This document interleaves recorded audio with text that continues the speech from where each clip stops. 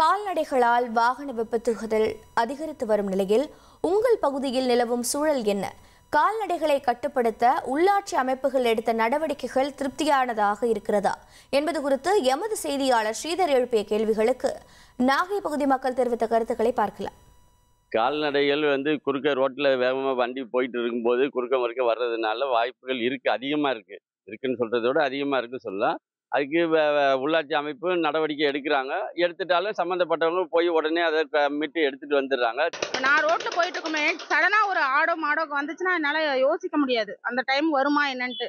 அதை கொஞ்சம் நகராட்சியில் பார்த்து நடவடிக்கை எடுத்து போக்குவரத்துக்கு இடையூறு இல்லாமல் பார்த்துக்கிட்டா ரொம்ப நல்லது. வளர்க்குறோம், கட்டி போட்டு வீட்டில் வச்சு பார்க்கணும், வரவு சொல்ல பார்க்கணும். பாலை ஒன்றும் கறந்துட்டு விட்டுட்டா சரியா போச்சா தெரியல. எங்கள் மத்தான பூந்து ஆளுங்க பிள்ளைங்க சின்ன பிள்ளைங்க எல்லாருமே அடிபடுது இல்லை.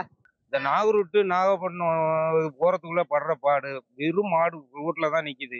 எல்லாமே பெரும் பிரச்சனை. அது நகராட்சி அடுத்ததுக்கு நம்ம உரிமையாளர் ஆடு மாடு உரிமையாளர் இவங்க தான் அதுக்கு ஒரு ஸ்டெப் எடுக்கணும். இல்லைண்ணா, ரொம்ப இங்கே ஆடு மாடு நாய் ரோட்லேயே தெரியுது இன்ன வரைக்கும். அதனால ஒரு நாளைக்கு கொஞ்சம் குறைச்சபட்சம் 5 வண்டியாச்சும் விபத்தாகுது. கால்நடைகளை எல்லாருமே வாங்கி வளர்க்கணும்னு என்ன இருக்கிற தவிர அதை வச்சு சம்பாதிக்கணும்னு நினைக்கிறாங்க தவிர அதனால பல உயிர் போகுதுங்கிறத யாருமே மக்கள் புரிஞ்சிக்க மாட்டேங்கிறாங்க. கால்நடைகளால் ஏற்படும் வாகன விபத்துகள் குறித்தும் அதை தடுக்க உள்ளாட்சி அமைப்புகள் மேற்கொள்ள வேண்டிய நடவடிக்கைகள் குறித்து நாகை பகுதி மக்கள் தெரிவித்த கருத்துக்களை பார்த்தோம்.